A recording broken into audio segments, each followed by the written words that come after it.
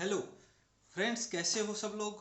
आज की इस वीडियो में बात करेंगे जो अपना इंटरवेंशन का पेपर चल रहा है उसके जो सेकंड यूनिट है उसकी अपन बात करेंगे। तो सेकंड यूनिट का पहला ही टॉपिक है stages of teaching learning.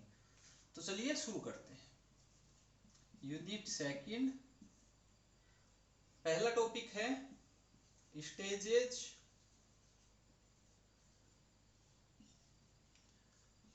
Teaching. इनके जो पूरे नोट्स हैं डिटेल्ड जो नोट्स हैं वो आपको पीडीएफ के रूप में मिल जाएंगे। आपको कोई टेंशन लेने की जरूरत है ही नहीं, ठीक है। अब बात करते हैं स्टेजेस, मतलब कोई भी नया कॉन्सेप्ट जो है बच्चों को सिखाते टाइम किन किन स्टेजेस से होके गुजरना पड़ता है वो देखते हैं। पहला है एक्विजिशन। एक्विजिशन का मतलब होता है कोई भी नई जो स्किल है वो बच्चे को सिखाना। अभी थोड़ी और बात करेंगे, उससे पहले दूसरा स्टेज है फ्लुएंसी, तीसरा है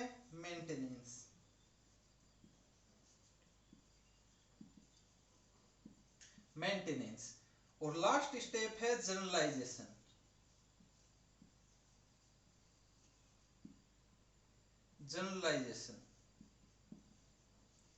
ठीक है, ये चार स्टेज हैं टीचिंग लर्निंग प्रोसेस के, ठीक है। अब देखिए बात करते हैं एक्विजिशन की। एक्विजिशन क्या होता है, कोई भी जो नई स्किल है बच्चे को सिखाई जाती है, बच्चे को उसके बारे में बताया जाता है, अवगत करवाया जाता है, वो होती है एक्विजिशन की स्टेज, ठीक है। इनके बारे में डिटेल में दूसरे आगे पढ़ेंगे। अभी इनके बारे में थोड़ा नॉर्मल जानते हैं कि एक्विजिशन क्या होती है। जैसे मान लीजिए बच्चे को रेड कलर सिखाना है, तो रेड कलर का कॉन्सेप्ट बच्चे के अंदर बिल्ड करना, वो अलग अलग स्ट्रेटजीज हो सकती हैं टीचिंग की जिनसे बच्चे को ये सिखाते हैं। बट एक्विजिशन होता है सिखाना, ठीक है, बच्चे को बताना। फिर आता है फ्लुएंसी। बच्चे को मान लीजिए सिखा दिया हमने, अब बच्चा उस चीज में फ्लुएंट रहे, ठीक है, फ्लो बना रहे। मतलब ये नहीं है एक बार सिखा के छोड़ दिया हमने, ठीक है। बच्चे की उस चीज में फ्लुएंसी जो है वो बहुत जरूरी है। फिर है मेंटेनेंस।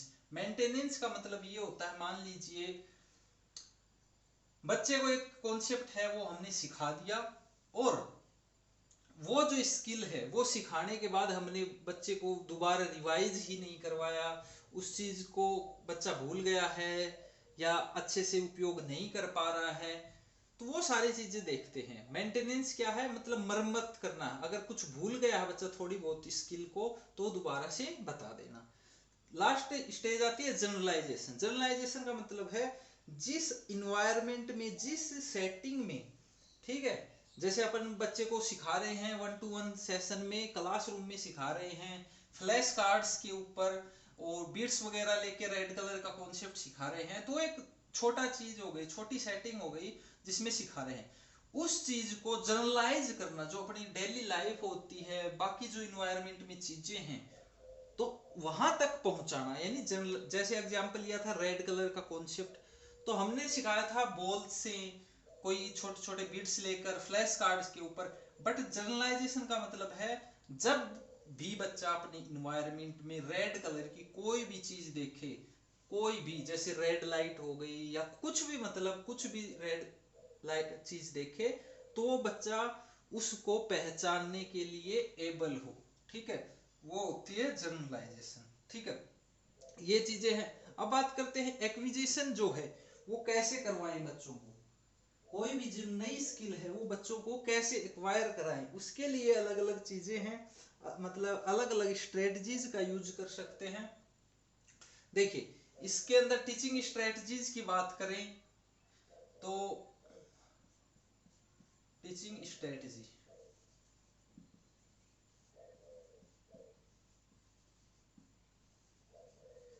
टीचिंग स्ट्रेटजीज की बात करें तो देखिए इसमें काफी सारी हैं। पहली बात करते हैं टास्क एनालिसिस की। यहाँ पे थोड़ा सा बताऊंगा क्योंकि ये जो टॉपिक है ये पूरे टॉपिक आने वाले हैं आपके। टास्क एनालिसिस का बेसिक मतलब क्या होता है, जो भी स्किल हम बच्चे को सिखाना चाहते हैं वो बच्चे की नीड के अकॉर्डिंग, बच्चे के लेवल के अकॉर्डिंग छोटे छोटे पार्ट्स में डिवाइड करके हम सिखाते हैं। ठीक है, ये हो गया टास्क एनालिसिस। फिर होता है चैनिंग। चैनिंग में भी दो प्रकार की आती है, फॉरवर्ड चैनिंग और बैकवर्ड चैनिंग। ठीक है, फिर आता है शेपिंग, किसी भी बिहेवियर वगैरह को शेप देना। मॉडलिंग हो गया, करके दिखाना। इसके अलावा आता है प्रॉम्प्टिंग भी आता है, प्रॉम्प्टिंग एंड फेडिंग, ये दोनों साथ साथ चलते हैं। रेनफोर्समेंट भी आता है,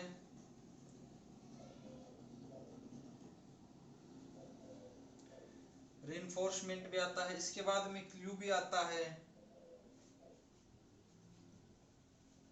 तो ये कुछ टीचिंग स्ट्रेटजीज थी, इनको अलग से भी पढ़ेंगे, यहाँ पे सिर्फ नाम है।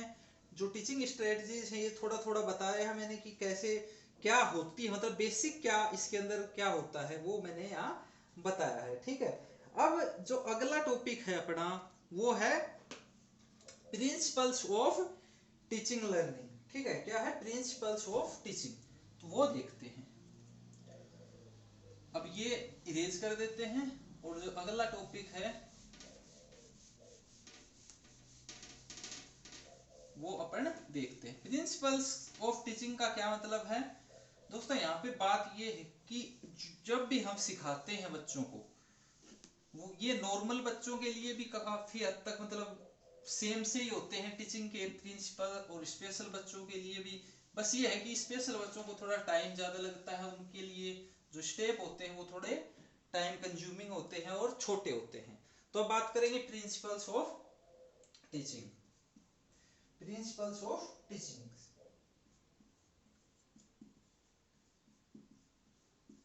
Principles of teaching. ठीक है, क्या क्या प्रिंसिपल्स हैं देखिए। पहला जो प्रिंसिपल होता है वो होता है simple to complex. Simple to complex, simple to complex का क्या तात्पर्य है, कोई भी जो चीज सिखाएंगे वो हम पहले साधारण सिखाएंगे। मान लीजिए कोई भी एक्टिविटी करवा रहे हैं तो पहले आसान करवाएंगे, फिर लेवल बढ़ाते जाएंगे। बच्चे का जो लेवल है या बच्चे का जो प्रीवियस नॉलेज है उससे जुड़ी हुई चीजें हम पहले सिखाएंगे, यानी जो बच्चे के लिए बिल्कुल आसान हो। ठीक है, फिर आता है नोन टू अननोन, ये भी एक टीचिंग का प्रिंसिपल है। नोन टू अननोन, पहले बच्चों को ऐसी चीजें सिखाएंगे जो बच्चा अपने प्रीवियस जो एक्सपीरियंसेस होते हैं उनके साथ कनेक्ट कर सकता है, बच्चा थोड़ा बहुत जानता है। इससे लेकर फिर कोई अननोन कॉन्सेप्ट हम सिखाते हैं। फिर एक आता है होल टू पार्ट, जो स्पेशल बच्चे होते हैं उनको हम मान लीजिए नाम लिखना ही सिखा रहे हैं तो हम पूरा नाम पहले सिखाते हैं, एक साथ नाम लिखना सिखा देते हैं, ना कि पहले जो क्या बोलते हैं एन आर आ आम यानी स्वर और जो व्यंजन होते हैं ना कि उनकी जानकारी देते हैं, पूरा नाम एक साथ सिखाते हैं। जब बच्चा इसमें परफेक्ट हो जाता है तब जो स्वर व्यंजन है यानी अक्षरों का ज्ञान है बाद में करवाते हैं। फिर आता है एक principle concrete to abstract. Concrete abstract, concrete का मतलब है कॉन्क्रीट चीजें, मूर्त जो चीजें जिनको अपन हाथ लगा के छू सकते हैं, देख सकते हैं। ठीक है, और अब्स्ट्रैक्ट मतलब जिनको हम छू नहीं सकते, जैसे भगवान है, ये कॉन्क्रीट चीज नहीं है, एब्स्ट्रैक्ट चीज है। कुछ जैसे दर्द हो गया, कोई फीलिंग हो गई, स्वाद हो गई, ये एब्स्ट्रैक्ट चीजें हैं। या फिर किसी के बारे में सोचना, ठीक है, इमेजिनेशन करना, वो भी एब्स्ट्रैक्ट चीज है। तो सिखाते टाइम ये चीज भी ध्यान में, पहले कॉन्क्रीट चीजों पे बच्चों को सिखाना चाहिए। कोई भी चीज कॉन्सेप्ट हम सिखाते हैं तो कॉन्क्रीट लेवल के ऊपर सिखाना चाहिए। ठीक है, ये सारी चीजें हो गई, ये 4 प्रिंसिपल हैं जो हम यूज करते हैं। इसके बाद एक आपका टॉपिक है इसी यूनिट में, development and use of TLM for ID।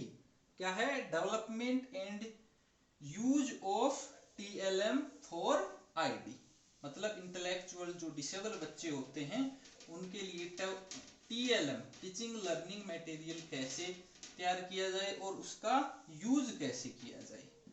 ठीक है, ये बात है। तो देखते हैं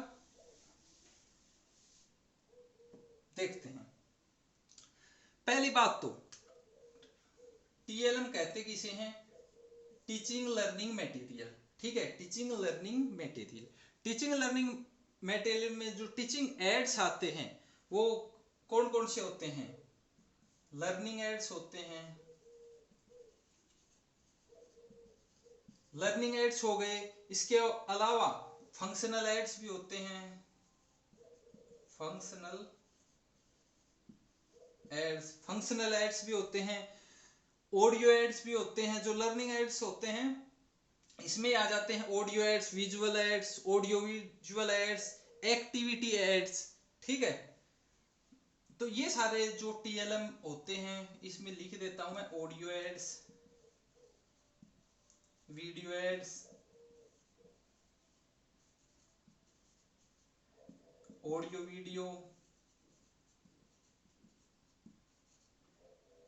वीडियो एड्स। इसके अलावा एक्टिविटी एड्स भी होते हैं।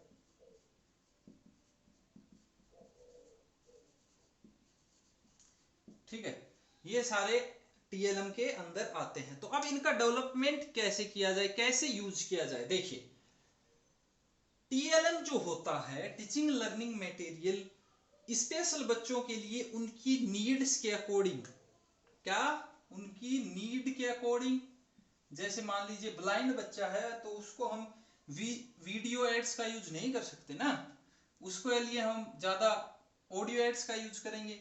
तो उसकी नीड और लेवल के अकॉर्डिंग इन सब चीजों का यूज करेंगे। ठीक है, कुछ जो है जो TLM है वो मार्केट में रेडीमेड भी आते हैं और कुछ जो है बच्चों के लिए हम उनके हिसाब से खुद भी बना सकते हैं। तो ये छोटा सा टॉपिक था। आज हमने इसमें प्रिंसिपल पढ़ लिए, स्टेजेस ऑफ टीचिंग लर्निंग पढ़ा है और TLM जो है वो पढ़ लिया कि TLM कितने प्रकार के होते हैं, कैसे यूज कर सकते हैं। दोस्तों मिलते हैं अगली वीडियो में, तब तक खुश रहिए और मुस्कुराते रहिए।